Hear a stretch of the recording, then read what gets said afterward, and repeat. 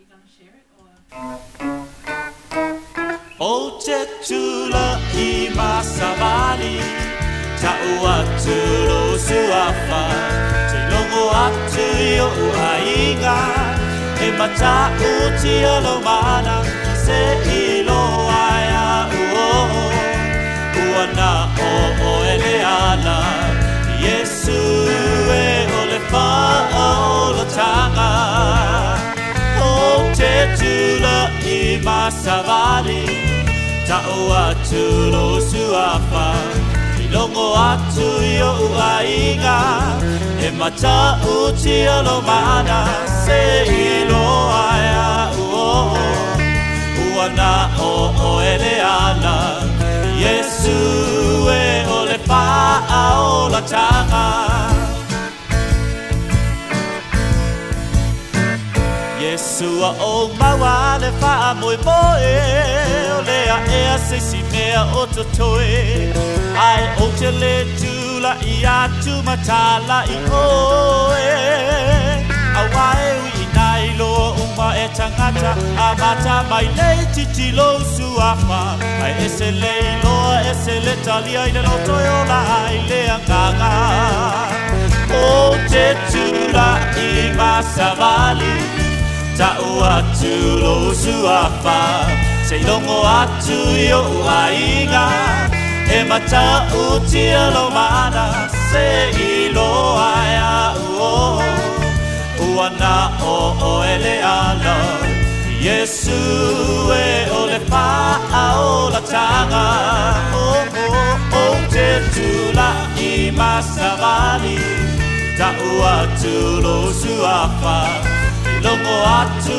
yo ainga E mata uti alo mana Se ilo aia uo Uana o eleana Yesu e ole fa o la tanga Yesu e ole fa o la tanga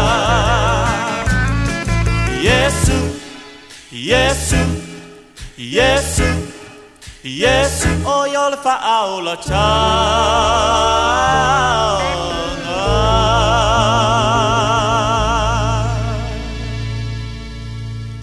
Ia, whatalo whatu sa moa, malo lava le. So I fua maua, ia te o tau nei fui vaenga o le fiafi, ta I mai le tua, lo tau so I fua, I molo nei fui hola, nei fui a fiafi tātou tau mafu tai, ia I le... Ilona lofa mlona anga lelei ia o te leilo po filmi ana te mafuta mai ai ai lo tatu no lo manuia o ile lofa male anga lelei o tatu ta pausili na pule lofa lava o ia tai mai lo to wola ia lo to soifua ia ma lo fo nei ola ile nei fo ia fiafi tatu to mafuta ai ia o lo fa peona fa anga so ina pe ia nisio tatu o onga ia ilunga le Facebook nei ia fa te se fo la ma YouTube mo se le fia ia mai a fo ia le blokalami no tangola yo le pre-record il temi nei o le live no Facebook o lo record for temi nei o male no tangola yo no tu le lungo le tato YouTube mo ina to fo yo lo mana o fa ngala to TV smart TV a to nei se temi lo mo na live fa ta si dei page lu a peitai temi nei ia paudo to lango lo mo fa yo na fa tino ina temi nei ia o le pre-record le live no tato Facebook pre-record na tu le no tato YouTube mo ila to lo fia a mai moina fo ilunga ta to fa ngai la to smart TV o le tulanga fo nei fiafi e mo le tfuela fa taima la fa malo le pa ia ma malu sta to no to sai fo I mat bloka lami ia ma amataina mai fo I malo fa tai le lango ia te o to au na le tu o te fa talo fa tu ia to sungo ma fa tua fa ta se fo yo tina ma ta ma tu lo sta to no o uso ma tu fa fine ia ke riso fa peona ma futa mai lungo le nei bloka lami fa peona tato ma futa fa ta sio tato umala vol la fu ma moe a Yesu ia o le nei fo bloka lami o ma fuona fuole le bloka me nei o le Bible study online o le faatino ina ia ono le to tele la fo onisio ila to le pa ia malu nisio la uso to fa fine ua fa na fo wino la to nganga ia o lo no fo vala mai tu langa fo ia nga ia to se va enga fa fanga ina yo la to nganga pitai ia na whaatausanga mai, ia pe mwhai ona iei ni awa o ngai lunga tuspa, ia mo i la tau, ia o lea loa ua mafua i fo i ona whaia nei awa o ngai, tau mwhai lawa fisosoani, ia matu ia se tūlanga ua whaamalosi au i lo ni tangata e whaamalosi au ia te o tau maratu fo launga, o au tau comments fo ia manisi fo o tūlanga o tau o lo whaapeono tau whaamalosi au mai fo i lau pitola au le mo lea tu lau whaafitai, some of you guys, you know, to see a fo i some really nice comment, le ngata fo i lea, ia o nisi o tau review i lunga le page, le mo le toi whaafitai le lango, whaafitai fo ia te o tau, tātou whaafo i le vi inga i lea tua, ia pe a whai ua waola na upu e hola i tātou, hola o e hola au le upu lea tua, i ele o se tangata la, au le upu lea tua, le upu i ele hola, le fiafila nei. Sa tātou tatano fo i le asolua mo tatano ai i le tā ua o le mea te mawhauwhau i hai, o le mea i lo loto, whaatasi fo i le male upu te tautala hai. E le tā ua o vaenga ia o lo mawhauwhau, o le mea i lo mawhauwhau, ma ho i fo i lo loto, ia ma se i ho o fo i le mea te tautala hai. Na tātou o la tiuna tātou mawhauwhau, mea so den te nei, sa ualuai tiuna ia mea tātou te mawhauwhau i hai. E se fo i le tā ua o tātou loto i tutonu o le fiongpa i a le atua. O te ilo se vaenga leo le a o fia tala noa i le fiafi lea ono o le loto. O le tāua polo heart, polo wanganga, o le tāua i o se vaenga o lo taatia iai, ele ngata o le tāua o le mea te mawhauwhau wa o i, e tele ina a mata ai ona o mea umalava, a ele i whaia i le polokalame nei, sa iai mua mua le mawhauwhau. O mea umalava na a mata mai le mawhauwhau. O tele lava o au fuafuanga o polokalame sa mua tau lo mawhauwhau ia ona e nofo ia sometimes, you know, pe tausanga o e nofo ma le mawhauwhau whaila o maumanga, o lesi tausanga e mawhauwhau pe whawhenga whai, o lesi tausanga e mawhauwhau pe poa ia me whainga luenga e whaonga e whai ai, tu sa mata mai tamai mawhauwhau fia whaisa o maumanga, ia nā lau whaila o maumanga taimi nei, o mea umalava na mata mai lava just a seed, pe se fatu na toto i lo mawhauwhau, o na tupu wala, ia o nofo ama e mawhauwhau e le mea na i o ana tupu, se ia o lava ina avea lo o se whaatino ino lo, ma avea lo o se mea ua avea se whaamanianga, o le whiawhira nei. E se le tā ua o mo vaenga ia, ai ao no tātou ilo, ono, o polo misi ma mea umalava o lo iai folanga a lea tua, mo oe maha ulo nā tali, au le harfa fitauri. Le na tātou tā ua o le tasi o vaenga, o le upu e tautala, o tātou ngutu o tātou confession. E tā ua i le upu na tautala, i te iloana, na polo misi ro lea tua ia apere amo le a whanau, ma ilo watari, i tango ro lea tua suilo na ingoa, e le ngata na ave e le folanga, ai toe ave e marata utinonga. O tau ilo le ingoa apere amo, father of many nation. Abraham. Abba means father. Abraham. Tu salana avelo iai ia le folanga e whanau lo le tama. Avea oe matupu anga o nu e tele. Tango lo le atua ave iei male ingoa. Tu salalo wingo le ingoa Abraham, which mean father of many nation. Lono winga avala au watu ia fo Sarah ia fo ia Abraham. Abraham, tu soleval au watu, hey, father of many nation. So se teimi lava la, mai ala na teimi na ave promisi, na ave mar confession. Ma la awa, hey, father of many nation. O le winga nao le ingo Abraham, o le teimi ala vala au tu wai, tu sa ile ngata na ave ile folfolanga, tu e ave ma le upu e tau i teimi umai sea, faith comes by hearing. O le atua la, ele ngata ina au mai a tātou le upu. Le folfolanga, tu e au mai a tātou fo mai i o tātou ngutu e tau na upu. E mai foi tātou confession. E se la le tā ua o le upu tātou tautalai, mea tātou te mawhauwhau ai, o le fiafine, o le alu tātou noa nea fiafi. E le, i tātou roto. Amen. Tātou tātou noa, ai mai se lava, o le upu a le atua, o le fatu po le seed, o the word of God, o le awha mamafa pera utala noa i le fiafile nei. Ile upu, ona ese le tā ua o le upu o le atua. Po le a lava sisimia, ono fu me le tā la paulo, o le tala le leia ke riso o le upu a le atua, o le malosi anga lea. Tuso le malosi anga o le atua lana upu. O lana upu. Fo me le tala tuspa, i o le mea le upu o le tupu, e le malosi anga. Where the word of the king is, there is authority. A whai atu le afo le tupu le ai. A le tupu. A whai atu le tupu le ai, aua le whai le taua. Po le ama le a le fia kau i whio kangaka. O le mea i le upu le tupu, e i le malusi anga, e le whai se taua. Asia, because of the word of the king. O le mea na whameta tu spa i o le mea i le upu le tupu, e i lo na malusi anga. O le upu la le atua, e i le malusi anga o le upu le atua. La tato wola, a whai e i le malusi anga o le upu le atua, ai se ae mafua ina le fua. Ai se a fu e mafua i ona le ola. Amen. O tato umalapa, o te ilo o tato whanau fawina, o tato whanau ya ke riso, o tato whanau fawina, ai o ile mafua i ona ta o tato whanau fawina o i foi upulea. Pe whaafefea na tato whanau fawina, whaafefea na e whanau fawina. O ile le afo, ile mea na mafua i ona e whanau fawina, na e whanau le launga ino le upo le atua foi mai la i o le upo tuspa ia.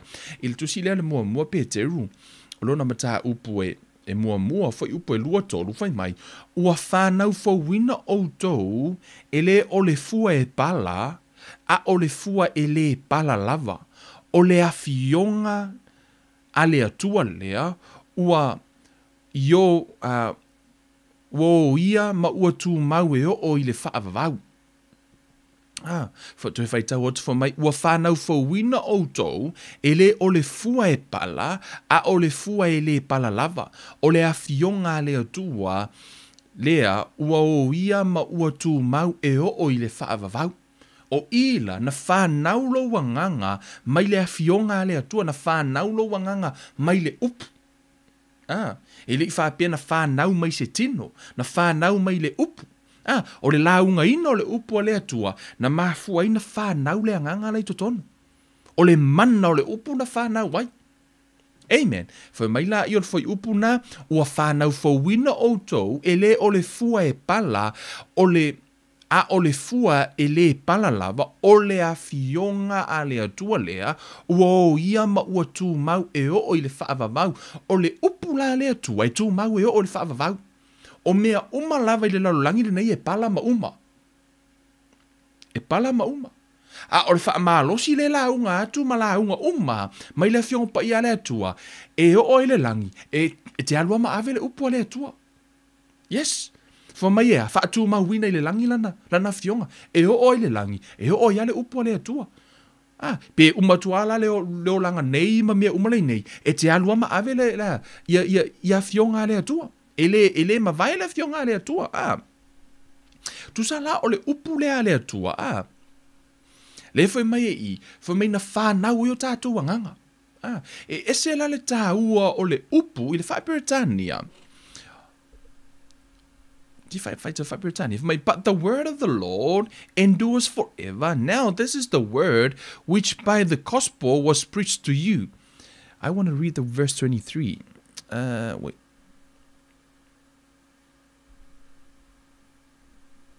Yes. Having been born again, not of corruptible seed, but incorruptible, through the word of God, which lives and abides forever.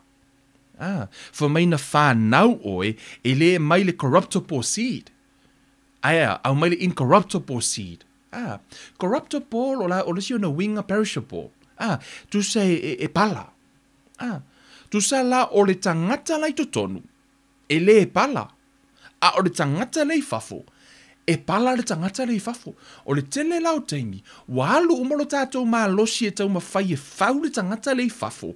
Ai tātou te le tau mawhai e whau le tangata e le pala lai totonu. Le tangata la lai totonu, o ia na lai e le ola. O ia funa e le pala e le oti. Le tangata lai totonu. Le na whanau i le upua le atua. Amen. O le afiafi la le nei, o le atatou woe ai. I le tāua o le upua le atua mana folofolanga. Ai se aia lai o na whaipolo misia le atua, ai tātou te le maua le fua. Amen. Ai se a e mafua ai, o na pa ule pe la unga tu le upua le atua, e te langona, ai le ima so nao ngai te oi. Ai fwe meo le upu le ile mana. Ai se a e mafua ai, o na le ai se mana, o le upu i lo wola malo soifua. O le upu la, o le fai mai o le pelu ea, fai mai o le fatu e e le pala. Ai whai mai le whai upu e lua wha. Whai mai le whai upu e lua wha lea. Whai mai a wā o tangata umalava e tusa ia male mutia o le matango fie uma fo'i o tangata e pei o le funga o le vao e mangu le mutia e to ulu fo'i o na fua. Ona funga. A o le afionga lea lii e tū mau lea e whaavavau lava o le afionga fo'i lea ua fola ina atu i ate outou. Amen. O le upo lea tu mau le whaavau mai oa. O le tangata e pei o le funga o le la au e fua mai le tae au. E a ofo inga Tu so se mea lava e ola le laulangi nei e tupu nganga uma pe. E pei o le kamako. Nganga koko o le kamako lolo la maanga ia o nga fua pe roa. Esea, ona o le seed le nasa to corruptible. Fa pe na fo tangata o tātou na whana nau mai i le seed of Ep4 tamu o lai fa ingo ino le fa atuso tamu corruptible seed. Tu sala o tangata le na whana nau mai le fa atuso tamu e oti. Mea na ala ino oti le tino lea. Ona na whanau me le tino le whaatuso a tamu. A o le tangata lai tonu, na whanau me le upua le atoa, le whai mai o lana fionga, na whanau fo wina i le upu na i tonu. Fo me le tala tuspa ia o le upu na liu tangata. Amen. O le upu la, o le anganga, ese la le tāua, o upu i le tātou o langa le nei. Ese le tāua o le upu o le atua, ma le tāua o le me te tala noa, ma le me te tau tino i lo ngutu. Amen. Tato atu le foi upu. Ona ole. So atu foi upu le afum ta upu e lua. Foi mai rola ia. Ole nei. Tu sai. Ole mata upu e lua peteru. E le tu sia maine tu sia peteru. Fu le fai mata upu foi upu. Le ina vai tangata ina ima fai. Ona fai reference. Ai tasi al mata upu mua. Mata upu e lua. Mata upu e lua. Lola lo so ole tala peteru. Fo mai ole nei. Ia tu ese ina e o tou le loto leanga umalava. Ese le loto leanga, ma le faa ole uma, ma le tau pelo, ma le mataua, ma tau tala leanga uma lava. Mua fai mai le tuspa ia, eva ese upu leanga i o tātou ngutu. E mana o le upu a le atua, ia ola i totonu ia te oi, mua apa le tuspa ia, va ese le upu leanga i o tātou ngutu, ma le tala pepelo, ma mea o lo fai i o tātou lau faiva. Fa mai ave ese le loto leanga umalava, ma le faa ole uma, ma le tau pelo, ma le mataua, ma le tau tala leanga umalava. Tango sa o le fiong pa ia le tuar kapungi, vili mau lo vaenga na. Fa mai ave ese mea, pe a fai te mana o fua, pe a fai te mana o ola, le upu le atua.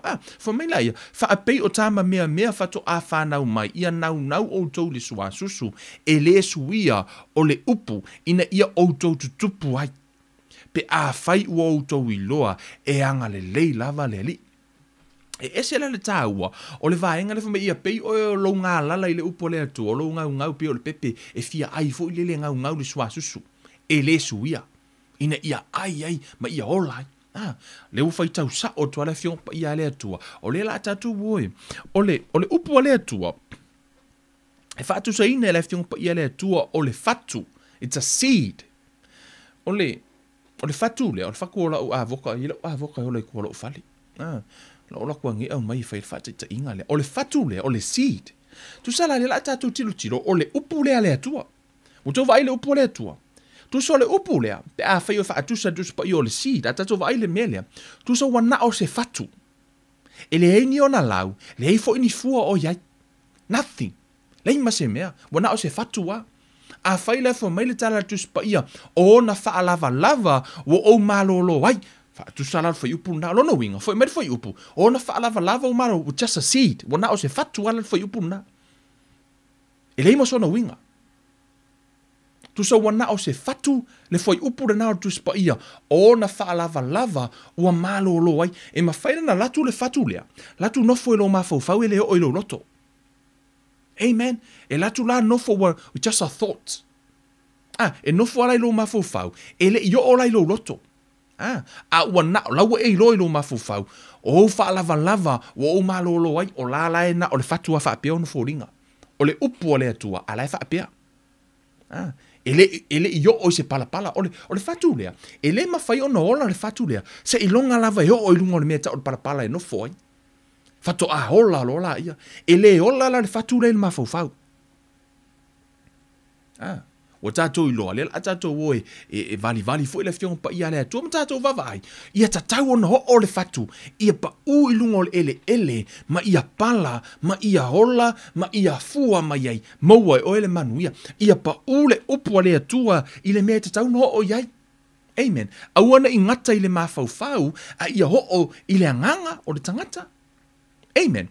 O se la le tāua o a fionga le atua, aona tātou malama lelei, ma tātou vavai, o le upula le atua fo mai iei le mana, ao lea, ngare paua lea. Ma tusi pa ia, o le fatu. Ona la o le teimina la unga ina ile upu, sa to i le fatu le ilo roto. Whanau loa. Whanau fo wina loa, oi wa whanau lo wanganga, ile upu lea. Ile upu le atua na la unga ina. Amen. Ai, mana o te fia, a tato wole tu sian mua korinito. Amen. Wai, ese le tāua o tato Bible study, o le study the Bible.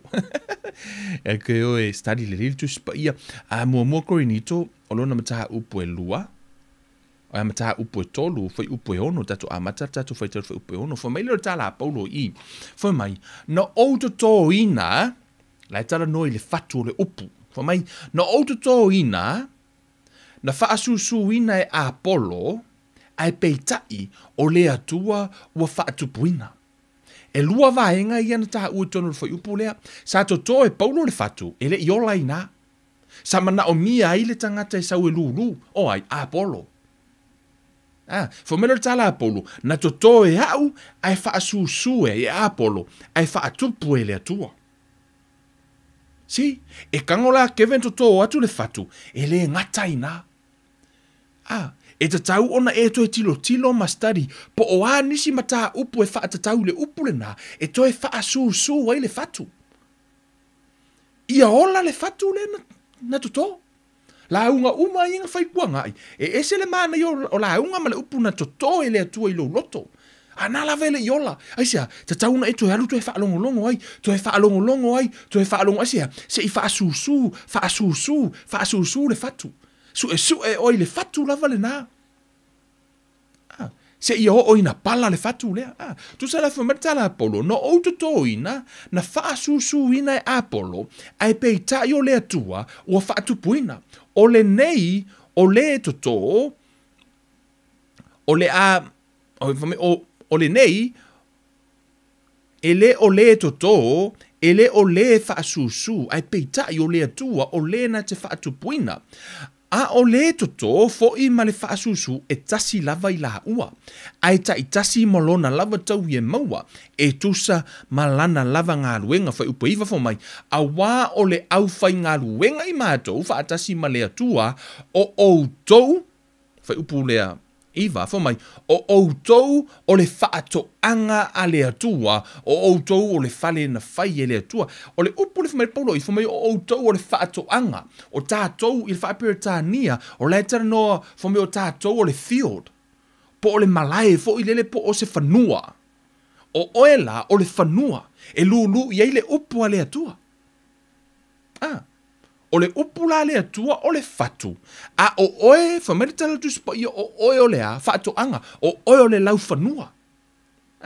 E la unga la le au na le atua, pe la unga le whaife au, le tau whaife au, la unga atu tangata, e la unga atu wana o se fatua e vatu ia te oe. O na tu ule o le fatu le nā, ia te oe. Na mua tau lau mawhau, o na e nofo le ma e mawhau i le fatu le nā, na fatu a o le ilo roto. You meditate on that word. O no o rola i o whaalava o malolo ai, se i o na e tali tonu ai lo roto. Amen.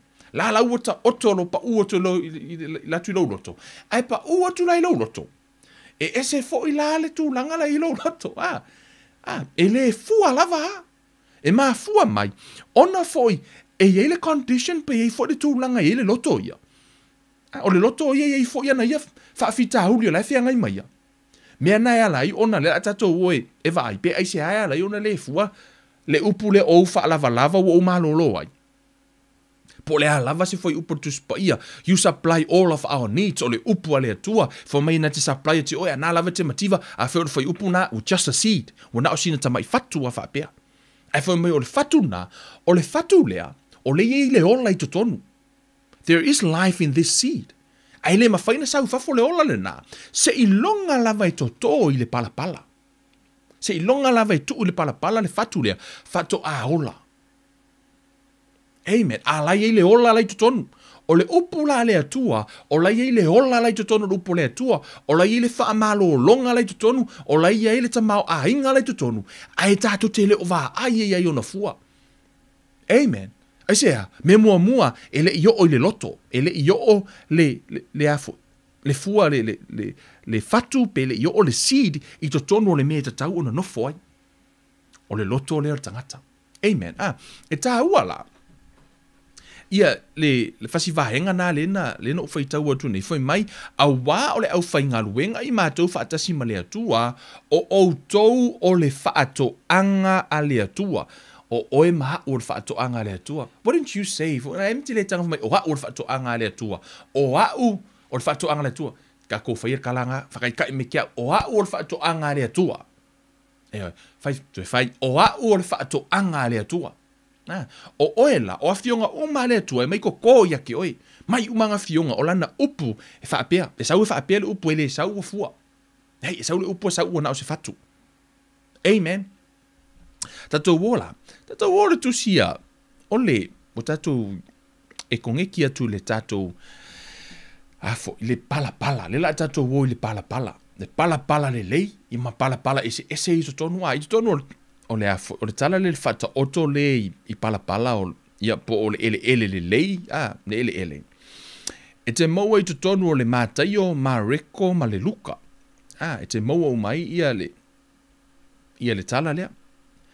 O lai moli maua i mātaio, moli maua i mareko, moli maua i luka. E leo i tonu o le moli maua i oane.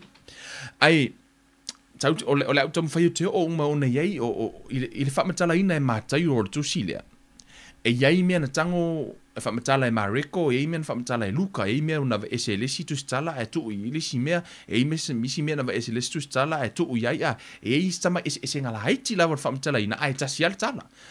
Au na o nei vaenga yu te ma na o point out mai, ono le whamatala mai i, e au mai se hata mo i tātou. Amen. O lai sa o umama, mwha maoni o na tūsia e le anganga pa ia. Tūsia pena inspire le anganga o le atua i mātaio o mareko whaatasi whi maluka. La tūsia le tala lea, la tātou whaitauina. O nei, tātou wasiaki. O nei tā ua i o le pa ua o le whatu lea. Nea, po o la unga umai te whai atua, le tā ua i na pa ua lau loto. Ia ho o lelei, a le tātou wofu e vai, po o awa e ngai alai, ona le fua mai. Ia, le whatu. Amen. Tato amata mwha upe tonu fo mai ona whetalai atu lea o ia ia te ilatou i mea e tele i whaata oto, ua whaapea atu whaauta. Ua alu atu le tangata lulu saito e lulu wai saito.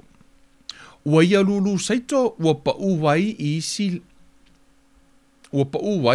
i le ala, i le awala, ona o ane lea o manu whelelei ma a aiai. Ua pa u foi i le mea ua pa u fo isi i le mea papa e iti le ele sa iai.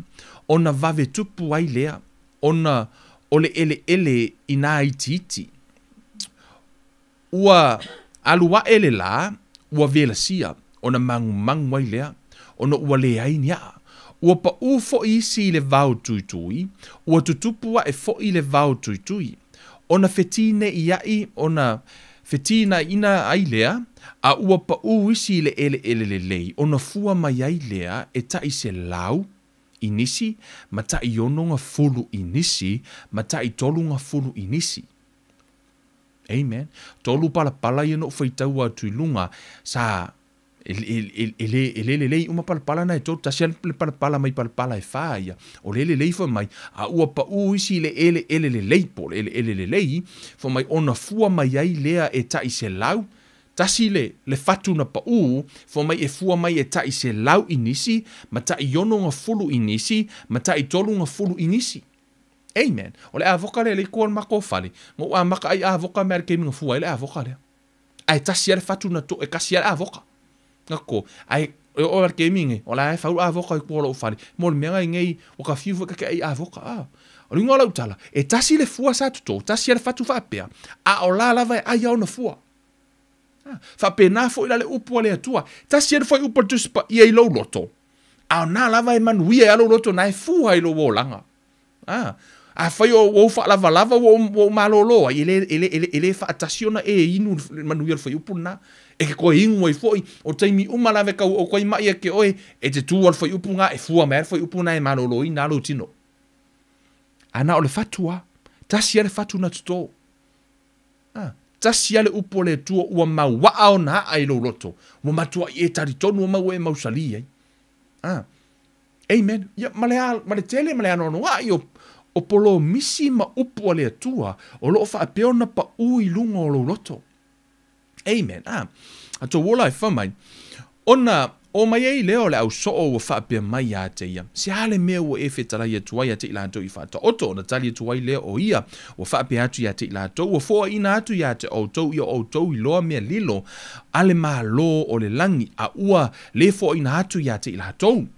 A wā o le ua iai mea, e fōa ina atu ia te ia, e a tili tele aia na mea, a o se le iai mea, e ave se ina fō ia te ia, le mea ua ia te ia. O le mea lea, o te tau tala atua i a te i lātou, i whaata oto, a wā o lo lātou va ai lātou te le va ai ai. O lo lātou whaalongo fo i lātou te le whaalongo ai, pēla ngona. Ua tau nuu ai i a te i lātou le valo anga i saia, ua whaapea mai, e whaalongo lava outou, ai tau te le langona. E matua va ai fo i outou, ai tau te le iloa. A wā ua mafia loto o le nei nuu, ma ua whaalongo ngā tāo lātou talinga, i whaalongo ua moi i ini foi o lātou mata, ne iwa ai o lātou mata, ma whaalongo o lātou talinga, ma langona o lātou loto, ma li liuina i lātou, ma o whaamalolo ina i lātou, wa vai le mafuanga, mai le whai upas fulu lima na, tango e whaamalosia tu whai upu le whama, a wā ua mafia loto le nei nuu, wa makwa i mafia fia loto. Tu sa ufa nga hine le sia sol fati ta inga o le mea fo i lele o lo sa vali sa mo aso la ia ka ika. A o ka mo e lungo le o maa vo i e. Le ka ika hila o ka vai mo meo maa vo. Nga le onga fo mo ko i mafia fia o tama. E le si o tau songa na. Nga whailana whato anga nga lue fo i le tuar whato anga. Ke va aila ia lo filima wa sa vao vo le. Wa i mafia fia lo filima. Ona foi o taimi uma lava nga lue foi lele. Wa avea le pa lima foi lele wa na we loa uso wa fai wa mafia pa o lima. A ora nga kungu ia pe kungu le ki poki foi lele ngore mako ki kaka foi lele. Ka manga ala ko umar ki kaka le vela le awur ki kaka makwale la ngonga e lima le mu. Ka manga ku se la kwa umar ki kaka foi ngale uma dingi le ki. A le vela lu o mea la nge makwale la ngonga e lima. Matua i mafia pa o lima.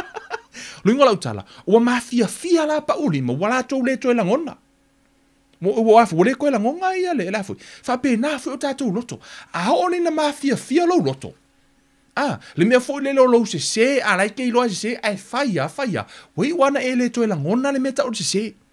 A whaia e tepe pelo. E o ke mi mua fo i lele. A whaina whato na e whanau fo wina na e matau ma whaia e pui oi awana i e angasala. O te mea na e pepelo ai. Ke mua mai, sorry waka pepelo. Oi, makuai. Langona lilo sala mo. Ai le sala mo lai na. Ke vaila e whai a ki vo koe pepelo. Wala kua ue le koe ango ia. Ma e whai a koe whapena i tua. Wa e le koe langonga sia. Wa matana mafia lo loto. Amen. Whamana tatu supo ia, a wā ua mafia loto le nei nuu, ma ua whaalongo ngā tāo lātou talinga, i whaalongo ua mo i ini foi o lātou mata, ne iwa ai o lātou mata, ma whaalongo o lātou talinga, ma langona o lātou loto, ma liliwina i lātou, ma o whaamalolo ina i lātou, wa levanga ma na o le atua e whaamalolo so stangata, ai ona ua mafia le loto. Le iloa sala mo, Fa mai wale fia whaalongo fo le upo le atua. E whai atu launga fo le whai au whamalosi. Mai, whatever. You know, ola ile mea kusa kama funga le launga grupo le tufa mai, ola mua ile launga. Tu se ile o mana o whaonga le upu. Ala mana o whamasino tangata le whatu le upu.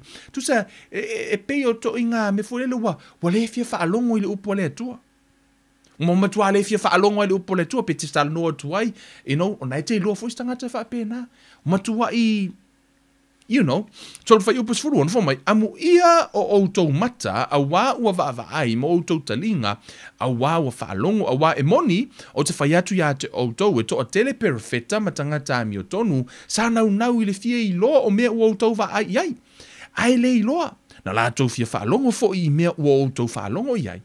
Ai le whaalongo ai lava. Upasu malvalu fo mai, o le nei, I nā whaalongo mai ia outou, I... Whaata oto I le tangata lulu saito.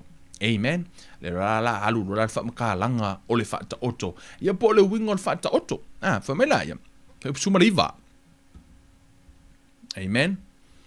Sumariva whamai. A whaalongo se tasi le upu o le malo. Ai le langona. O na aluwane lea. O na aluwane ai lea. O le ua leanga. Ua whao le mea sa luluina ilo no loto. O le mea lea sa luluina I le awala. O le fatu lea. Pea whai whateta inga o le upu. O whaalava lava o malolo ai. Just a seed. Le whai upu nana o whai tune. Wana o se upu a. O whaalava lava o malolo ai. Wana o se fatu wapene. Pa ulo I tono lo roto. Pa ulo. Ai latu la pa ulo ngo le awala. Whai mai la I o tala tus pa ia. Whai mai o le tangata na. Whai mai sa langona. Sa whaalongo ai le langona. Kama foi le ngalo kau I fuat pai po study skipi. Ke le fia study ngalo upo le tua, ke le fia whaalongo upo le tua. Po lo whaalongo foi. Wa I lo foi to tangata foi e te ngiti tala no tu tangata. Te loa le body language le interest le mela tala no tuai.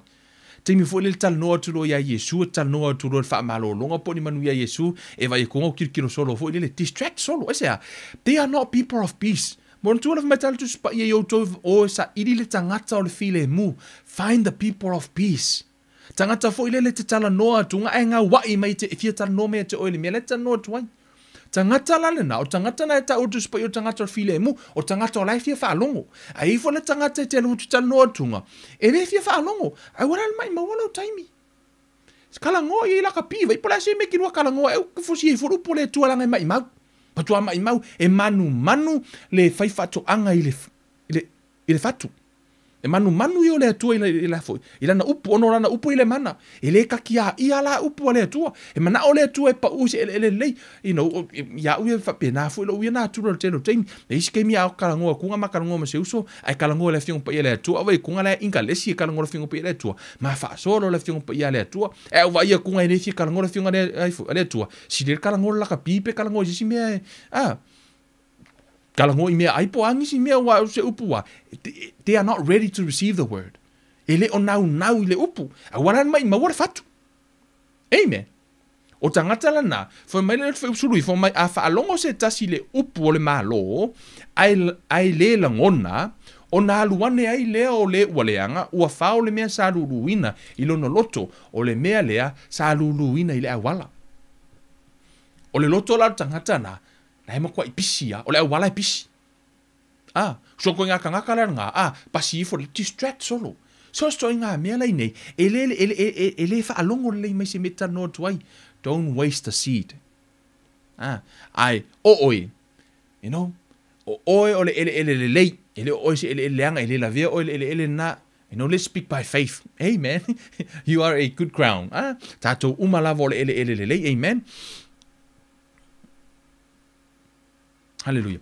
Foi upula e luas fulu. Foi mai rola foi upu luas fulu. Foi mai a ole mea sa lulu ina ile mea papa, ole tangata lea ua whaalongo ile upu, ona talia loa lea ma le fia. A ua le aini ia te ia, ua whaale tu mau ia, a wā pe a tupu le puapuanga, po ole sauanga, ona ole upu, ona tausu wai loa lea o ia. Amen. O lesi la pala lea, foi mai le tala tu spa ia o le tangata lea, la sa talia le upu.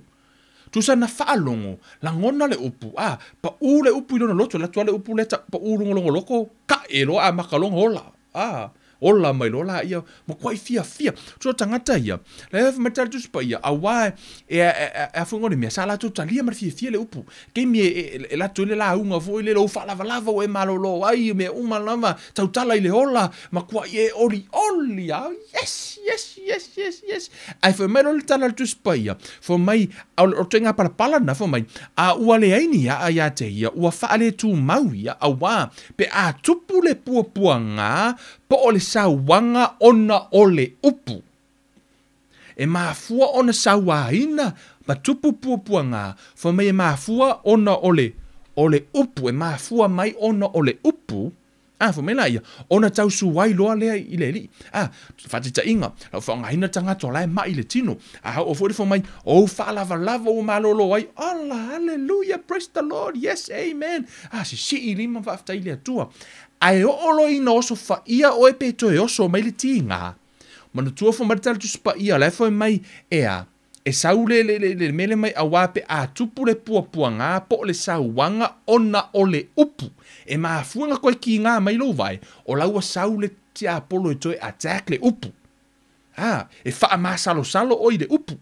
Tu sala lana e malolo ma e fia wa e maua le revelation pe wa e oli ona fa lava o e malolo e makwa e fia ai koe ki ngā lo le vai foi mai la il tu spa ia ona o le upu le uto e so fa ia ai le o mai popuanga foi mai le ona tau suwai lo le o ia na onga koe oso mar ki ngā foi mai fa pea ui ai o malolo le fo ko ki ngā lo vai now mo le ola le upu si la sa pa u ele la na pa u nunga o le papa ai le eiso na ai o ele eise pala pe le eise se me e mawoia o la na oli ma fia ile teimi na mo ai le upu ma alanga fa mai ma nei e la unga ska mo Kevin ma ngai e la unga se fa au fa ngola sa ma ngai la unga ai fu so and so ma kwa oli ai tofo ina lo ona ole upu na fa alongo ai fa pena tal nor fa tu ma tu por fa tu nga kofo inga lo fa ko le se me ai no lau ma le kongio lau rent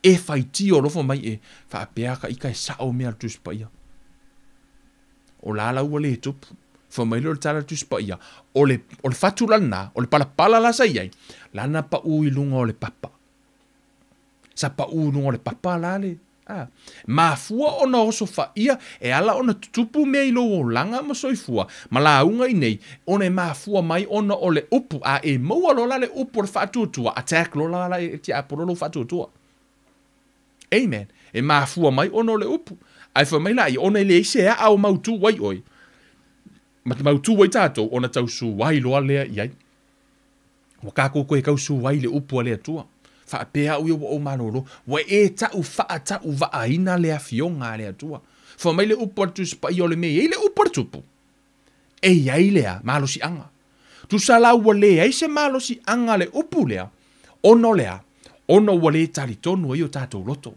o le fo tato tau tino tato ngutu tato tau suwai wai loa ilo ina anu fula yo ki apolo failanga mele fai o le alu kau kuwa mai wa ai la le fo ia ele o kari kongu ina upu wa fo metal tu spa yo la accused tato he's the accuser o le mafu angana ya ina tu Yesu fo mai o ia la tu ile va mo tato sia e alu atu ti apolo e accuser ku Kevin nang sala Kevin e sau Yesu fo mai wa mangalo ilo toto sau Yesu au mai si mau tu spa ia lango i foi ia tu sala e masalo Kevin o tu se temi masalo Kevin alu ki apolo ave lu mo le tua fo mai he's the accuser of the brethren o la e fai o mal temi nei la e fai la mionga ki apolo o le temi la te tau tala me e fai mai pe e ta noi to i lalo ma mele nei I'm telling you o la accuse o el ti apolo la e fai no tu pa ia he's the accuser o la accuse o mata to lu mo me na mafu ai ona ia tangata intercede por tangata tu le va ai sea ele ia tangata tu le va pe ana le ia se accuser e mafu na tu Yesu le va ono la ia tangata la tu wai o ti apolo amen so o le taimina nei o le fatu e lau fa martala tu spa ia e pa o na whalavalava o malolo ai whatata inga o whai upuna tu spa ia wana o se whatu pa lo loto. O lola na tofo ina oi. Pe toi ke kele aku le mai pe koe waku ngisi me toi tofo ina ai.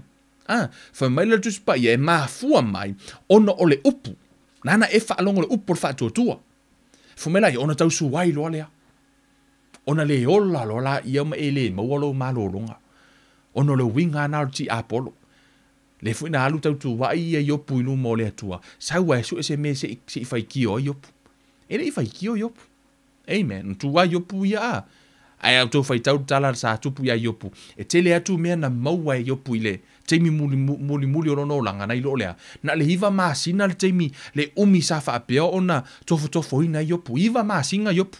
Nga le hiva maasinga yopu nga kofkofo inga yopu. Ere kofkofo yopu longo langa a koa. Na le hiva maasina na tofo ina yopu. Ole o langa a koa yopu. Nga ola yopu i whamangianga le atua. Whaakele inga, whaalua inga mena ave e le atua. Ona maa moe o lana whanau to asfuru. To e whaapopo me e le atua. Aisea, ona na tu mau ilea. Lona whaamahoni i le atua. Whape na fo ila tātou. Mawhai e yopu. Mawhai fo e tātou. Amen. O le si la tātou fo. Whamela e whai upurusu no mai. O le mea sa lulu ina i le vau tui. O ia lea ua whaalongo i le upu. O le loto popole i mea o le nei lalolangi, ma le pepelo o le oa ua fetine ia iai le upu, ona le fua mai lava lea. Amen. O le si la pala lea. Fai mai o lea. Fai mai o le mea lea sa luluina i le vau, tui. O ia lea ua whaalongo i le upu. O le loto popole i mea o le nei lalolangi, ma le pepelo o le oa ua fetine ia iai, le upu. Ona le fua mai lava lea. O le mana i o le whamatalanga le whiunga pa ia lea tua. Tusa o lea sa pa u le upu. La fu o iei le vau tui la ua pa u. La fu o ola le vau tui. La ola la. Ua feki nge ia ingei la ia. Tusa o la ua fete e nai mea i nei. O e le teimi fo i lele. Ya, na mai ala whata inga tangata ya po tātou ma mai o tātou tino. Whai mai le whiong pa ia le tua ona whaalava o tātou malolo ai. Whai mai le fo mai wale ai stonga fitinga. Le ala ue ele mea matui, le ue ele upo le atua i. I tu tonu nao lau loto, la ue ele upo le fo mai, o le mea matui, la ue iai malea. Ma le upo le atua ona whaalava o tātou malolo ai. O lea la, e te masalo a, o whai mai fo mai whaapea. Whai mai le, fo mai fo mai o ke ingoa, o whala au se o mai whaavau. There's nothing wrong with that, okay? Aua ia mama, o le te vatua whaatita inga. O le mea ta o le whaatua ele upo le atua. Ma le to inga parapala le tano, ma le tuspa ia fo mai o le parapala le, fo mai o le mea sa luluina i le vau tui. O ia lea ua whaalongo i le upu na e whaalongo i le upo le atua, o le loto popole i mea o le nei lalolangi. Ia lelo vatua la mea matui wa sau foi la ia ole wa ola faatasi ma le mea tui. O le tala le fo mai lo foi mai, ma le tala le o le fiong pa ia le tua. Ma mea la ue e popole, le la ue e popole. Wa mata lo la ue e le mautonu. Pe upo le tua. Ho lava o malolo ai. Ia le fo mai fa pe o lo mai ia le fa pe. Ia ho lava o malolo ai. Ia al kala fo mai fa pe. Si o lea la ua fete nai, wa le o lai fo ila le fatu lea. Le fatu lea na pa u tu tonu le elelele, fo mai la ia. Ma le popole, o le oa ua fete ina ia iai le upu, ona le fua mai ei lava lea. O le tele o mei tu tonu o tātou loto. Tu so le upu o le tua. Tu sai, e fai o, la uva kua si whakai ka inga. Elelea la ukanga fai pea whakai ka inga wai. Asola, ina o sau nei. Ate nau a fo i lele, tate ngalue, wa leva na ola le upo le tua i tutono lo uloto. I have to be honest. I was actually run away from the call of God in my life. Tu so hau e mo le mea ngā wa leva ngawhai mai le tua me whai, ai kusa o ke refia whaia. Ka ke alu e whai mea lau te mana o ai. Don't point, hau tu sia mai lo lima o ke rango ka kuuma. Whaftai lea tue no nā lofa tū no. So, tele lau teimo, tele o whiongo pa ia lea tua. E ila le upo lea tua na, ka ke whiua ka ke whainga ruenga, mo ia, fai aka sua i me, kake makiva. Mo ia, fai ata me, fiu e fai se me, e fai ai, e umai whalo ka kongi, e pei alu le vai fo i lele, o mai le atua, o sau fai le atua, o whaku, e le me le kupu. Si le me le kupu, o ke fiu ka kongi la upu, e pei ai, o le mea lana tupu, a matanga o tau sanga nei. O ilo ele tua ia tau, le tala le ia Abramo. Le mele na vatua ia le tua, le ngata na ave le tua, ia Abramo, le folofolanga, ai tu e fai Abramo suilo ingoa. Suilo ingoa. Suilo ingoa ia Abramo o tamao le folofolanga. Tamao nu ese, tamao nu e tele. Tu sa lai wherua i Abramo, avala au o tangata Abramo, o tamao nu tele. O le upula le tau tino. O tau ilo uma, o lo ingoa. Sa uola mai a o a o ngai, o lo ingoa, o lo tama e ilo na ingoa matai ingo ia onge. Sa ufa o ngai na le ingoa na ilungo le TV, mea umano whenga luenga, o lo ingoa na lai ai Kevin onge. O onge means feminine, tu say, o le mativa. O le onge la, tu say, leise mea. Ina ua o sau fo ilele, na whaapupula loa ue le atua, ile mele nei, tu so lau te tangoa ue tau, o Kevin e mativa. My name is so important i le atua. Susala ia tia, ole ongala ole ingo onge, ole ingo matai ole mato o lo grandfather, o lo ingo mo iau ruiva. Yo sauloa, o tango loa sui lo ingo, lalai su, lai e tu mau alo ingo e tono pe whangau, ole ingo e vala au iau, o tango loa sui lo ingo iau ruiva. Ona o te le mana o te mativa. Let me tell you something. Ole taimi lava no usui ai lo ingoa. This is a true story. Taimi lava no usui ai lo ingoa. Sui male, pena le vai aso. Ai tupu lo va venga le tu tono ma account. Tupu lo va venga le tu mata mai le aso na o mai le aso nei. Ole tele o va venga na tupu te tono o ma account mo lo to lua. Le lua e lungo fa manu yanga le tua. Pe se mena tau fia fa manu yanga le tua. Ono le ole upu na tau tu sa le winga la utala.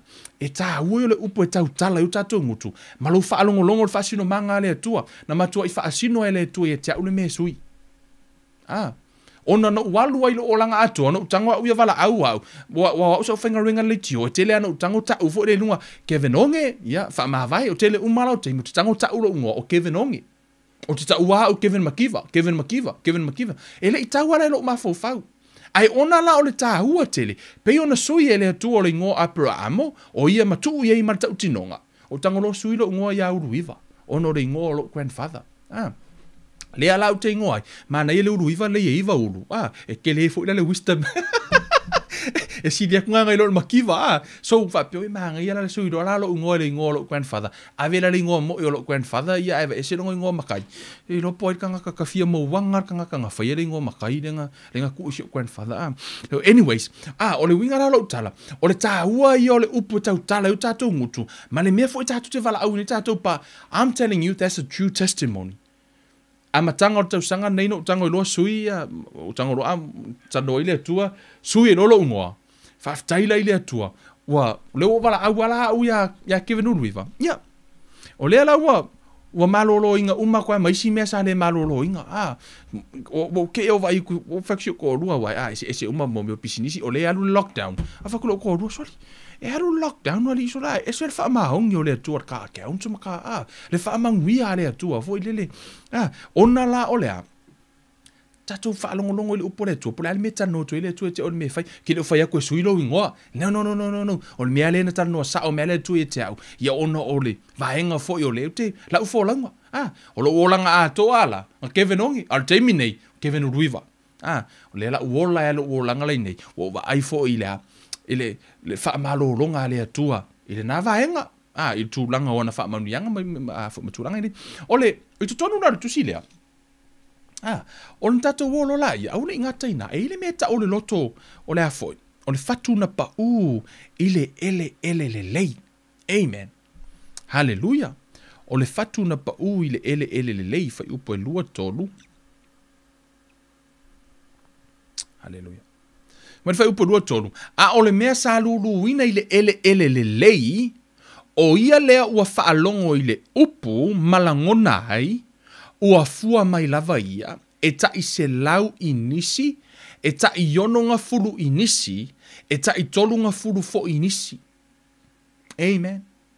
Fa mai a ole mea sa luluina I lea, I le elelele le upu le atua, pa ule elelele, o ia lea, ua whaalongo I le upu malangona ai, ua fua mai lava hia, e ta I se lau inisi, e ta I ono ngā fulu inisi, e ta I tolu ngā fulu fo inisi. Amen. A oina o le upu lea le atua I lo loto. Fa mai la ia, e le ngata e tasi le, e ta I se lau, ta I ono se fulu, e ta I a. E ta I tolu se fulu inisi. Le fua mai, o le upu la le atua, e whameritala tuspa ia e le corrupt. Lona winga, o le upu a ia le leile upu. A hoora ina le fua le upu, a weke masalo salo I le upu, a alu siaki le parapala. Check the soil. Test le soil po le lei. It's not the seed. It's the soil problem. O le upu a le atua fo mai e le corrupt le upu a le atua, incorruptible seed.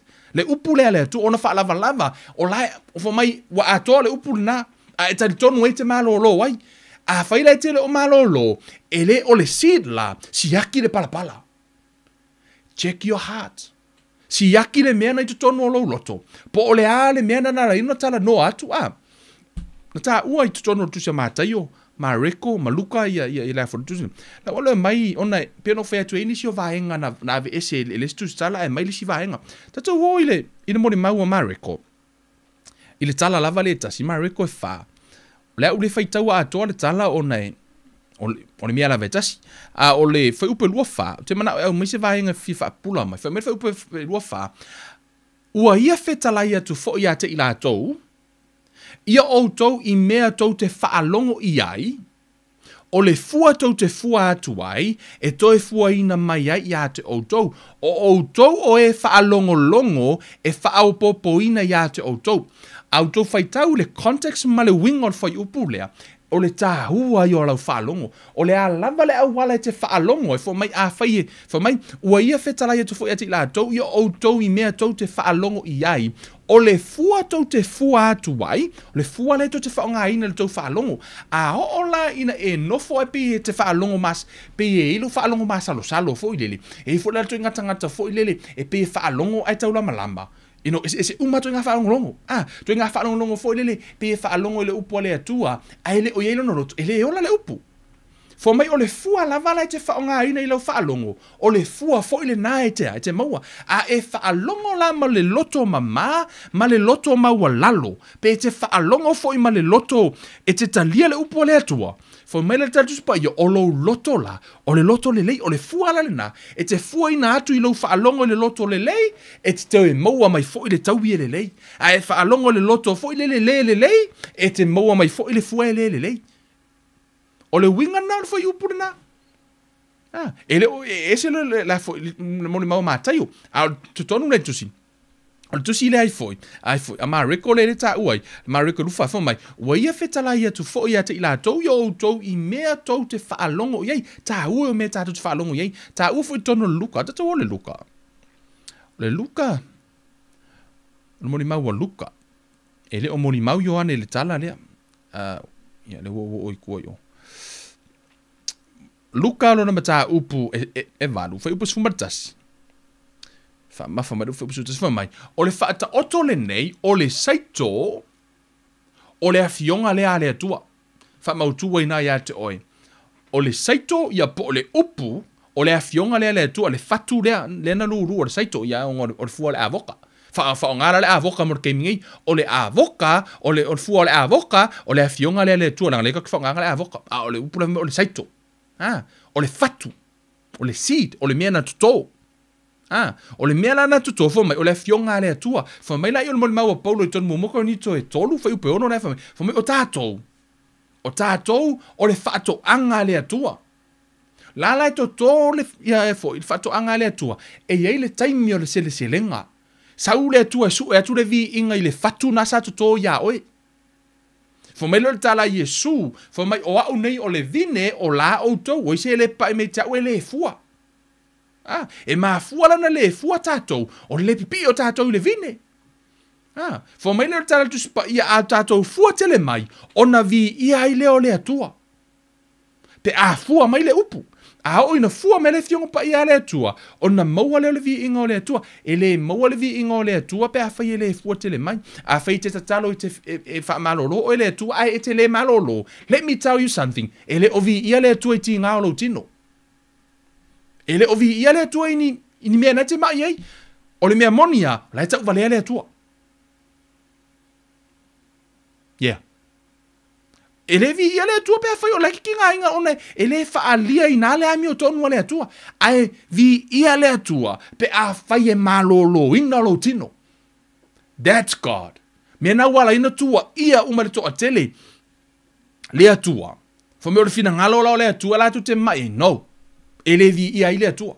Ai vi ia le atua, ma vi ia le atua wa e sau whamatala mai ua whaatu. La i o le atua mai malolo, ono o vi i rola i le atua whaatu vi ia o etama. La lai vi ia le atua, ono lo fai va venga i le uso, fai va venga tua fene. O la o vi ia le atua. Ai sau nei la te whamatala mai tu langa funa, o la ke strako mele nei ma tu langa nei. O la vi ingo le atua la mua. Ele vi ia i le atua. Amen. O la fionga pa ia le atua. O kere kusia. Ele kusi e Kevin kusi ele anganga o le atua. Pa o mele ni o le upula le atua. Fa me ta ua le pa u ia pa u ile elelele. O le tele lau tono o mau le fiong pa ia le atua. Let me encourage you guys. O a fiong pa ia le atua. O tus pa ia. E tele ni se masarusalo ile il tus pa ia. E ifo inisie e kau o kunga ia le. E fai upor kuspa ia, fa mai le upor pese fa apia. E karikongu i upor pese. O isi e fai mai or kala lo ka mai fa apia. E karikongu kala lo ka mai le karikongu le fiong pa ia le tua. E le ise manga il kala lo ka mai. Nei ma se manga. Mise mea. Be ofo ia au ia. Kala lo ko inga kala lo kinga, e le ngi manga o ia. Ngā le paua leo kala o le upe mo ele mana. Na o le upu le atua. Pau fo le upe o lai. Mena e alena feito tu pai fo mai o o tama tu sa mala. Oi, le fiong pa ia le atua o yala o le atua. Ono fo o le upu le atua mo wai. Le malo longa o le upu le atua mo wai le ola. O le upu la le atua tu ma wele suia. E ma fuala. Ono le telo si taimi te fai tau tu le upu le fo tu pa ia tau le mala mai. Pe ye le so tai. Ele fiso o tai au fai atu nei e wha malolo o ele atu mwavenga wai to o tele tanga tele tali tonu ili wha malolonga to o tele tanga tele tali tonu ili i wavenga le atua to o tele ia e la tu tele tali tonu wai ono fo e la tu tele o take serious inga le upo le atua pe la tu te loa le upo le atua i le anganga le tu wha le anganga o le fionga pa ia le atua e mo le anganga e le mala ono la tu tau fa tau va aina no la yo le upo le tua ale upo le tua e tau na e tali tonu ai ku sa lava pe le mala mai lo ma fau ai tali tonu e lo loto ona na fai mai e le tua fa mai la yo le me ile upo le tupu e ai le malo si anga tu sa la e ma fona e tali tonu e le ona wo fa ya tu ai Kevin ala va aya o ele to tonu tu spaya na ngai kango e fai kaui sa nga fa ali mes kamo Kevin o lai kongo ku spaia tali tonu no ye lo loto e te tali tonu la ono le upu ale atua e pe masinga fa se inga mele ipususu e a foi no le mea a va tu ipususu ya te ol tai o foi le va pila usu mercao la ingula usu foi le e fa pe ke kango ku ipususu lang pa ngai le ingua lo la ia e fa pe ku ipususu Asa me e pai so kango fika mo pe sa e pai. Because sometimes the Bible says whoever believes in him, ele of my whoever figure him out. Telo te mo tatu ka fika fa upor kuspaia. Ia fa pe la mo ko professor ka fika ngol fa upor kuspaia.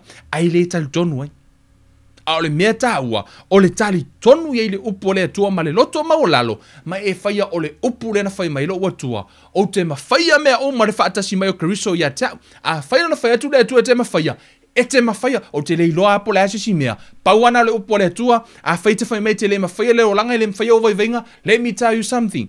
E te mawhaia mea uma, i le whaatasi o toke riso ia te oi. Full stop, uma. Alua la pauana le upu, pe te whai mai awa mai, o whaapea. No, you can do it. Through Christ, who's strengthening you. E te mawhaia. Tali tonu le upo le atua, ona na whai mai le atua, whai mai le angango le atua through Paul.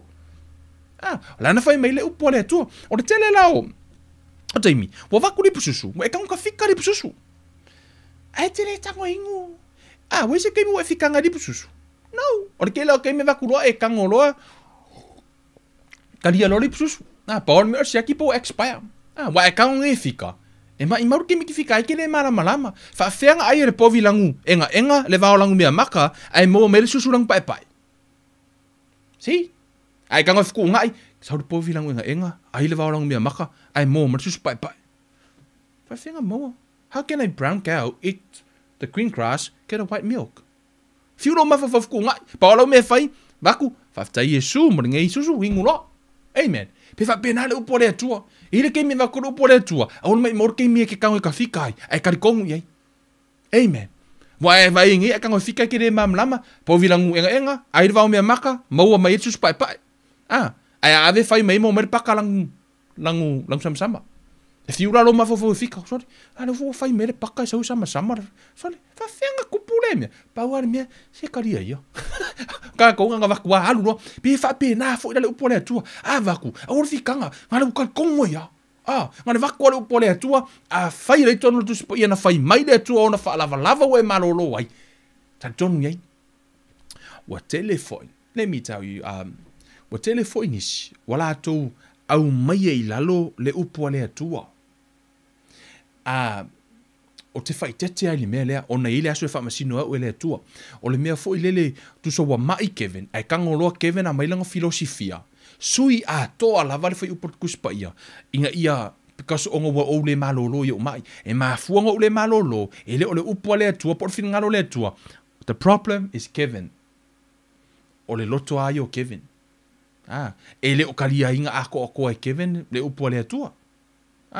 E le o le whaafitahau i lau le upu. Ia wei fo i se si o whaalongo a kunga. Kalia Yesu, whapea pe maua o i mai oki. Ma mele ngei. Which is wa e misia le pesta le atua. E le pesta le atua. You know, a whai wa e misia. Tele o mena mana o le atua ia te o e te whai lau langi nei a te le watu a wa e misia. Ai a whai le te mana o te live up to the best. Po le ale mena saunia e le atua mo oe, le mena mana o le atua e te whaia mo ia moro vi inga moro tau i le langi. Lana mana o le atua e whaonga ina o e te sila asanga i lunga atu. Whaia wa e whiri o i te ngata inga, wa e ngata inga, a wala kau fia i fua iskiusi ano lai fia o i lunga atu.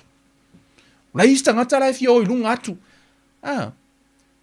E o di penti lea, i le palapala, o le upula le atua, e le ise whaafita hauri le upu le atua. Ona fai mai o le upu na whanau elo o nganga incorruptible seed. A yeise me te mana o siaki. I lau fōlaunga. Siaki le palapala. Amen. Kusa ele yeise whaafita hauli i le upu le atua. A ye le whaafita hauli i le palapala. O le mea mua la tātou e whai. Siaki o tātou palapala. Siaki le palapala ia po lelei le palapala. Ai ele se me finga ta ile atua. Pe no foi atu ele o se palapala, ele o palapala mua. Ele o se palapala lona lua. Ele o se palapala lona tolu. Ele o se papa.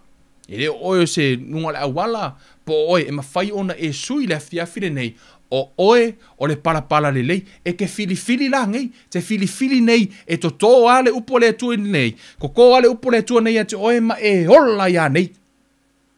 Amen. Pa ua nei le elelele vi ia i lole atua. Mai le seed. Amen. Ele o se me whainta.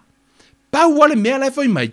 Aua e te whamai, we walk by faith, not by sight. O le tali tonu nei le upua le atua. O le mea pito i sili, mena na rina latu Yesu tau o tuile tangata. Whamai tala Yesu, have faith in God. Have faith. Whamai le so sisi lava latu i le atua. Whamai you must believe He exists. Have faith in God. It is impossible to please God without faith. E le fia mai le atua. Pe ale eise mea tau se whaatua i lana upu. Amen. A whai nei Te lo aso la. E o mal te mine. O te iro ya o pete la ngona le awa o ti ngā yo lo roto ai whamatanga te tia o te pepelo. Yeah. Au whatu nesa o tala fu elele ai whamatanga te tia o te pepelo. Ki ngā yo lo roko.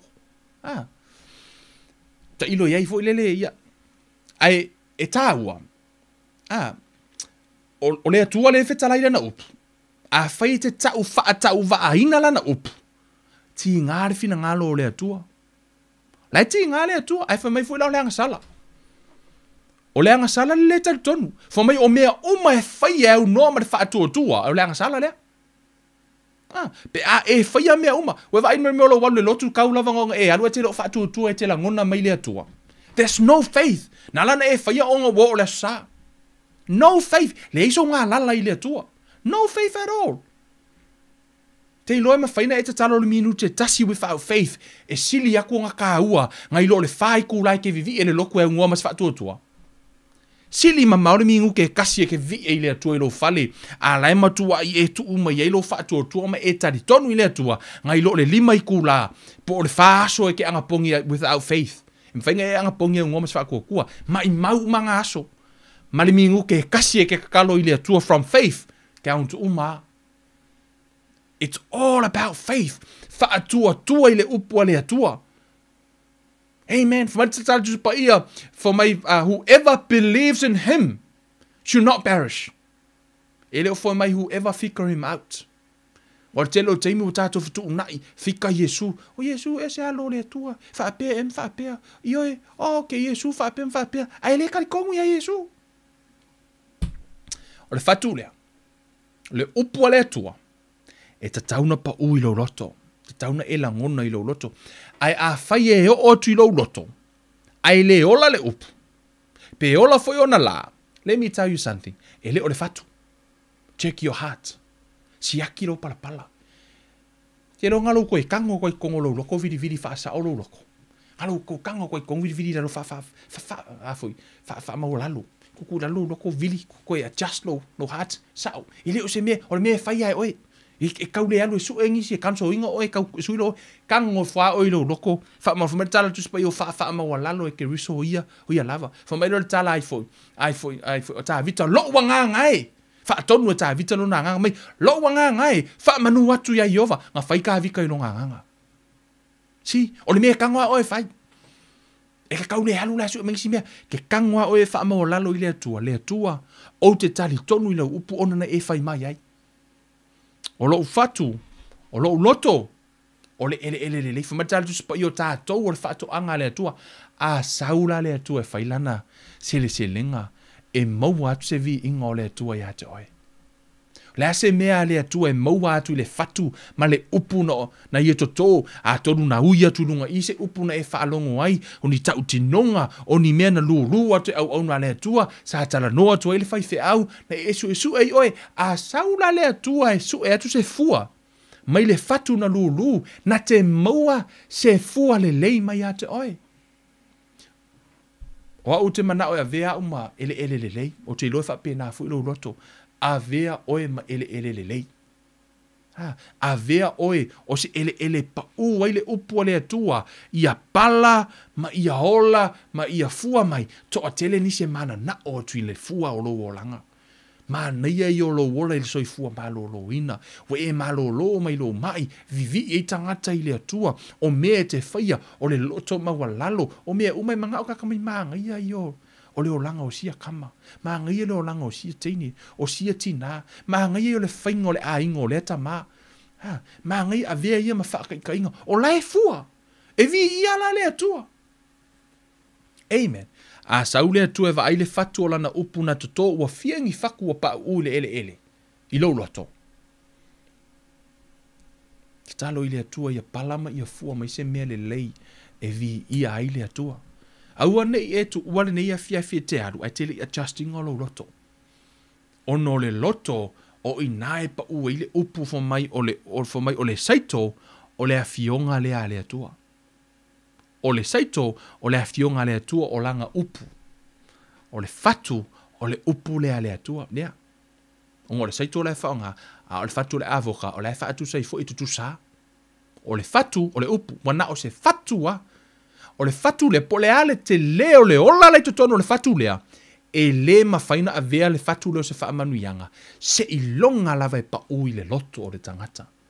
Ai mai mau le fatu, pe a pa ui le loto, ai le ola. Well, wafia, le ale umi talu na e talia Yesu, le ale umi na e whaolaina, e le ifua mai a se fatu ilo wolanga. Va ai o ia te oe, va ai au ia te au. Wani mea na tuto e le atua ia te oe Kevin, e le iola. Le ale teimi a onga kofo oe, a onga pasia oe, le sikanga kai runga le au wala.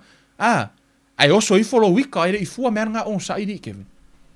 Lo mai ka ika ngai e. Ai ani me tutupu i lo o langa whawhainga ruenga. Lui oe lesi tangata. Ai ala pe hao nga si i le kūlanga o lesi ka ngakai runga ruenga ua lewa ngai ngā rue ke whaalonga o ki lo loko. Ioi, wa si i le kūlanga o lesi ke whaalonga o kunga fo i le ua e ki ngā. E le o le leilo loto. Adjust. Amen. Te lo tangata le leile loto e tilo i lesi tangata ia whaamanuia i le atua. Don't worry about yourself. O tangata e si itia oe le atu e lo taimi. E si itia oe le atu e lo taimi. A ona latu sangata ia te oe whaamatala atu se tala na whaamanuia i le atu ia na ia. Se fia whakasi ngaka. Adjust your heart. Praise God for you, brother. Praise God for you, sister. Whawhetai. Ia, okay, ele o mosa ka avare whapenga, pa vi ia le atu ngaka avale. You know, one day I will have a car like yours. Ele aso la amai ele tua sa ka vale pio ka vale but for now let's praise God about your car. Ka fia ele tua mo mo na fa mo yanga mo oi fa fitai ele tua mo na uso. Amen. Ai se fa manu yanga wa achieve se si uso se fa tau so na fale fa fitai uso vi ele tua ele fa ka o le ala vo ke rent ai vi ele tua lo fale ele aso fa ka o so fale. Okay Lord, I know I'm getting there. Lau te tamo fai out o to foi because God, you know, ma faina fai le tua mo oe, fai le tua mo au. See, if you have that heart, e ke le ko ila loi. But it's all come from the heart. E ma fu mo yo tatou loto. Everything is start me yo tatou loto. O le tupu la le upo le tua yo tatou loto, ma le upo tau tino yo tatou ngutu. Tau tino pe tau lana upu. Tau le mea le te tau tino. Oi fa matali tu spa ia tali tonu i lau loto. Tau tino i lau ngutu. E o mai ei le ola. A tali tonu lau loto le upo le tua. Tali tonu i lau loto. Tau tino i lau ngutu le upu lea. O na ola i lola i o le upu lea. Ho o mai le ola le upu lea. O whaalava o malolo ai, o tau tino i lo ngutu, o tau tonu mo o tau tino i lo ngutu. O na ola lola i o whaalava, o na o malolo ai loa lea. E tea, tali tonu i molo loto atoa, e le mai le fatu, e mai le loto le tangata si yaki, tu e test le loto tato. Vi ia le tua. A whai e te, nea fiafi, te fia wha maolalo i rumo le tu. I am not pointing any thinker to anybody else. Pe wha pea wo o tala noi tangata mamai, po wo wha pea wo tau vaina la tau. No, I want to bring you up to the word. Lo te mana o encourage mai oi tatou mai lungo le upo le tua. I don't care po le alava se mai o ia te oi, mo ia lau tala. O te le po le ai, e ma fai ele upo le tua fo me o lana upo e le mana. E ma fai ona e to e savali ai, e ma fai ona e malolo ai. O lana upu. A o lana wha mo lalo tatou loto le upu le tua. A fai fo ua e ta lia le me ua e ai. E le ma fai e le upu, o le upu lea. E pawa le spe ale pa unua se ele eima se wingo le fatu. Ele se wingo le fatu pa ele talia. A ele talianga. Sorry, e ma fai ana e loa. A ele talia, ele ela se winga. Ai o la ufa malo sia te oi. Awane e misia le pesta le atua i lo wolanga. Mana o le atua e te malo lo. Mana o le atua e supply. Not rich ata ua foi le upu. Rich is not talking about money, but fully supply. O le yai o mea o supply e le atua mo oi. Uma tutongi au ya pili rent mea uma. Ala foi tutoe le tupe. Save le tupe. Ala foi tutoe le tupe a. You know, kia alu ki pili aki ai mea. You know, just to enjoy yourself. You know, it's a blessing. O leo langa le nei. Fa moe la manu i o le atua. Pe a fai o lo loto. O oi o se fa to anga le lei. So, let's make a confession. Tato face tau tinonga nea fe fata i mai upu nei. O au o le elelele. O au o le fata to anga le lei. Tau tino i lo ngutu, tau tonu i lo roto. Speak your life over yourself. I am a good ground. I'm a good soil. Amen. tau tino i lo ngutu, o au ole elelele, o au ole pala lelei, kilo le whaaka, hei, o oe ole pala lelei, o oe e ola ile upo le atua. Kilo le whaaka, ile si aso, hi handsome, o oe ole elelele, latu ar te uma kilo, you know, look at yourself, speak life over yourself. Amen. Tele te mina, tātou whetu o i o tātou tangata, ka mwhai roa lai, tau tala lole ola, te mina i o tātou, ai adjust o tātou loto. Amen. A fia whātasi. Whanoa whātasi. Adjust your heart. Amen. For mai la i o lo sa ili mai le atua, i leta po e te ia male loto whaamaoni. For mai la ia o lo whelua i whafongo Iova, ai nofo, i lunga o tangata loto mawalalo. O la e wheo i whafongo Iova, ai kau mai lo whafongo Iova ia oe, i ngai sapa i whewho ingore mea, i ngai Pakistan, po Australia, po whia lava mea ngai sa makau mea ngai kau o koi loa lea tua, e ke loko maulalo lako lea tua, ngofolo i ngai a oi lua sa vali loa. Sau a lea tua sua makaka loko maulalo. Amen. Whamanu ia lea tua ia te oi. O lea uwhaia se te talo mo i la tau mai tino. Lea whiawhiri nei. A wheo se mai lau tino. Whaatua tua i lana upu. Tango tu ulau lima i le meana i le mai. Le meana i tinga. Po lea lava le meana i nei a. Tango tu i lau lima. A umatatu talo lea whiawhiri nei. Una alu la ia ma e whapea. Ua o malolo. Ua o malolo. Whamaila na upu.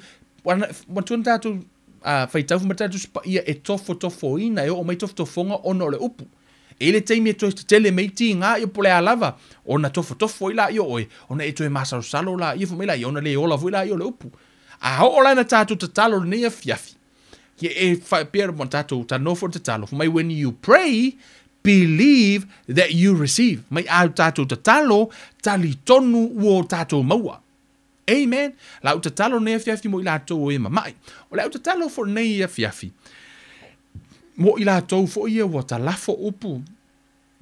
O ni whetu o mea umai nei. I want you to agree with me. O te talo rela o whai. O te talo prayer of agreement. Ma talo just pa ia ato o lua. E au ngatasi pe loto ngatasi. E tali le atua. O au la le lesto atasi. O e lesto atasi to o lua ta ua le la ta agree. Ta talo la hau. I agree mai oi. Amen. I te talo le la o whai, a whai la o na te mai, tango i le mea na e mai o lau tino. Le la te talo atu wha malo longa, o la le agree o mera talo tupa ia tali tu le fiongo pa ia le atua, o mea umalava, e whai le wha atu atua, o lau wha atu atua, o e malo lo wai, pe o le whawhine, le na latu pau i le tu pau i le ofu Yesu, malo lo, whaliu Yesu wha mai, o lau wha atu atua whawhine, whawhine, o lau wha atu atua, na e malo lo wai, o wha atu atua o e ma, le la ta whai te talo nea fiafi, o le a lava la, o ke le popore pe o whakuru fo mai o le skofi ne ngā kaile, so lo so fua. I'm telling you, e mawhai, a e whaatua lupo le atua, e whaafua loa e le atua lo so fua. O lana upu e eile mana, mau te re au maia fo lai lalo upo le atua. I want the word of God to manifest upo le atua lo so fua. Tātu talo nea fiafi, la u whaia talo wha malo longa. Ma ese ini whetuu, mani tū langa o lo iei. All I want you to do, just believe with me, agree with me, prayer of agreement. Amen. La tātou talo. Le tōle mātou ta mā, i le suafa manu mālo Yesu, ke riso wa mātou watu i o luma, le neia fiafia o mātou tutu, o lo watali, o lo wafafine, o le tina, o le uso, o le tamata mā, i mai o le tino, ma vahenga ta mā, wa whaapeona tu inai o lātou lima le neia fiafi, Father, in the name of Jesus, Lord ta mā, i le suafa manu mālo Yesu na e feta laita mā, mātou te tuli te moni ta mā, mātou wha mālo lo i mai, se i e wha mālo lo i lau whanau ta mā, se i tuli e sea, mai mati ngā omo o lātou tino ta mā, mai o lātou tu mwai, se i ho i mati uti uvahe ta mā o le tua whai vahavenga, e te whaatau nuu i lau upu e te wha maoni, e le o oe se tangata te tala pelo ai ta mā, se i o atu le mana o lo wanganga pa ia, whaatau nuu lau upu ta mā, ma confirm lau word ta mā i lau whanau, i a wha malo sia se anganga ta mā, i wha peona wha malo lo le anganga, wha malo lo i le tino atoa, wha malo lo le mawhau, se i o lava i matiu vai, le anganga o le kāngesa ta mā, le suafo Yesu ta mā, te sei tia ai le kāngesa ta mā, le nei fiafi ta mā, the spirit of infirmity authority, Lord Father. I bind in the name of Jesus, Lord Father. Tama o ngā ruenga umaleli o le laulangi tam whai whaaleanga ina lau whanau whaafonga mai. Tama whaamalo lo ia te ilato i o lato tino uma. Mo lato mai uma. Ia ho o toile mana whaamalo lo wanganga pa ia. A wa o whaalava lava uo mato malo lo wai. O whaalava lava uo mato malo lo wai. Whaamalo lo i lau whanau tama. O a fo ni fetu. Tama ni mai au nu ua. Ma ni mai tama mai au ngā tupulanga tama. Tama i le afiafile nei. O te tuwai tama ma o ngā usia. Ma o breaking o le curse tama. Mai au ngā tupulanga tama i le suafo Yesu. Le toto le tama i maa moe. O te ngā usia i le amo le polonga tama. Whaasa o loto lau whanau. O a fo ni upu na fetu wai i latou e latou mātua. O ni upu no latou lafo o no latou le malama. I le suafo Yesu. O te whaalea o ngā ina umaine i upu tama. Ia whaapeona e whaamalolo ia te i latou i o latou mai uma. Ia iei le anga le lei o lau o fio. Ia iei le whaamaoni o e tama. Ia ave i latou ni elelele. Ia pa u iei le fatu. Ia ola lau upu le nei a fiafi tama. Ia ave i mātou se whanau e te fia mai ai. A o oina e sau i le selenga. E iei le vi inga e mau atu i o mātou lau ngutu. E le vi inga e mau atu i o mātou o langa tama. E vi i le lalolangi ono i mātou tama. I fua tama. O lo whaapeona whaamanuia i nā aita mā o mātou tangata. Vi ia la ua fio i lau whaamalolonga o te whaafetai o wana e whetalai a mātou tatalo. Tali tonu o mātou maua ta mā a o whaamasalo mai le li o lalolangi nei a fiafi o tu ina atu le lo nei a whaatu o tua tali pupuni o le whaatu o tua whaatasi malau whanau ta mau te e tua iu whanau le li o le lalolangi ta mo whai whaamasalo o lau whanau ta mā ta talo ia te oe whaamalo sia i lātou a wina atu se au whai ngā ruenga i o lātou wala whaamalo sia i lātou i nei ma whai ona tū mau i lau upu tū mau le whaatu o tua ia whaapeono lātou maua le taui ma le manuia wa uma ona e saunia ta mā whaamanuia oe ta mā ia te i mātou umalava i le suafo Yesu Keriso ua mātou wole mo mātou wala aua tua nei a fiafi. Amene ma amene ma amene. Hallelujah. Whaamanuia le tua. Hold on to your healing. Hold on. Ta haufilo whātua tua, ta haufilo malolonga. Whamatala tu spa ia au tātou tatalo. Tali tonu o tātou maua. Amen. Tali tonu. O te lei o le pātou tātou tali tonu o tātou maua. Amen. Tātou tā ofilo tātou whātua tua i lumo o lea tua. Ai maise lava o lana fionga, o lana upu. O lea tua la. E le o se tangata e pepelo ai. Ea. Pauanga le mea e le fia i lea tua. Ona a e le tali tonu lo le upu o lea tua. Let me tell you something. O le taimi lava te le tali tonu i lana upu. Wa e fai mai e pepelo lea tua. Ea. Wa ufai atu nese tala ia te outou ai kou le kalikonge kia which mean o ha o tangata pepelo. Sao pe a fai te fai tu se tala ai tau le tali tonu ai. Au fai aku ngelo ko ngai vaku kai se lau kala. Ai ki ko fa pe mai ki re kari kongu ngā kala. Lona winga. O a o tangata pepelo. Fa pe na fo ila le tua. A fai lo fai atu le tua ona fa lava o tatou malolo ai a ele tali tonu ai. O e fai mai e pepelo le tua. Amen. Kuso mo fai mai oi o pepelo le tua. Ai o le ti a polo e pepelo. O le atua, e whaamahoni a le atua i lana upu. He is faithful. He is faithful. A o lona whaafitauri, e le o yeise upu, o pa ui lo loto, e pala mafuha mai e vi i ai, le atua malona finangalo. Whaamanuia le atua ia te oe Samoa. Whaamanuia ia te outou, o a, intulanga o mai o le tino, o vaenga uma o whaapeona, o e malo lo. Hold on to your healing. Ta ofi le malolongo o ia te oi. Whaamanuia le atua ia te outou, au auna le atua, maringa ruenga whai, whaamanuia fo i le atua i tinama ta mātua, o se tātou wa onga nā neia fiafi i le upua le atua, a veo se fatu e pa ui se ele o lo loto, elelei ngā lo kango ako e ki kama wha lei. Fua mai eini fua se kele lava, on kako fiula i ai mai fua o lo o langa. Ai mai mamato wa o ina mai ni me le lei lo wolanga ese lo o le lei ese le lei o me te faia mato ai mai ni fua mato ngo fie e a vea o se fa manu yanga ya te mato fa manu ya le tu ya te o Samoa ya fiafi ya fo i pele vi inga ile tua o le aso sa o le asu ile taimi o tato sa ninga ile sa o le atu ina tu le tu lai lua ile huli so le sa nei o le atu ina atu tatu sauninga le tūlai lua i le uli la le fai le tūlai se fulu tai au o no te alu fo ia ui loku ke whaalongolongo a ui e foi i le a foi inisi foi o a foi o tapua inga i matulanga i whanga i foi lo le tangata atu tatu le tūlai wha o i le tūlai e lua i le uli ia matato fai sauninga wha atasi i foi la i e so se tafa lava lo langi wha talofa to ia te o taupe a whewha to a moa mai ia na lo tango foi e o mi lau share lau button share nei lunga lau timeline ia pe a e fina ngalo ai ia pulea o ia pe tag foi seisi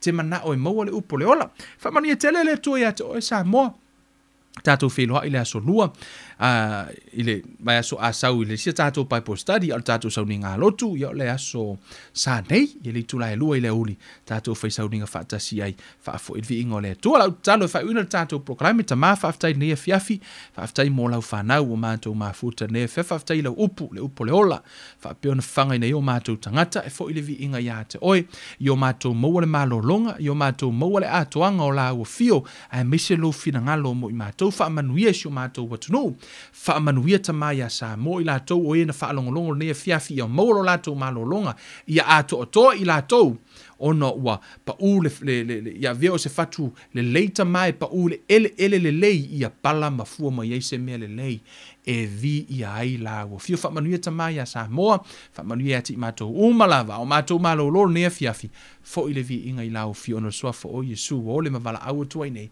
amen ya ole tatu plokalame na sa mo tatu to e feilo ai i se taimi o mo ya o Kevin uluiva le nei alofa tele mo oe ia sio watu nu pele tato toi feilo ai mo temi nei fa soi fua ia o te tula i masavali ta atu lo suafa te longo atu yo ainga e mata uti alo mana se ilo aya uana o eleala Yesu e ole fa o tanga o te tula i masavali ta o atu lo suafa i longo atu yo ainga e mata uti alo mana se ilo aya uana o eleana Yesu e ole fa o la tanga Yesu o mawa le fa moi moe ole a se si mea o totoe ai o te le tula i atu matala i oe awai ui nai loa uma e tangata a mata mai lei titi lo suafa ai ese lei loa ese le talia i le lotoi o la ai le anganga o te tula i masavali ta atu lo suafa se longo atu yo ainga e mata uti alo mana se ilo aya uana o eleana Yesu e ole pa o la tanga o te tula i masavali ta atu lo suafa longo atu yo ainga e mata uti alo mana se ilo aya uana o eleana Yesu e ole fa o la tanga Yesu e ole fa o la tanga Yesu Yesu o ole fa o la tanga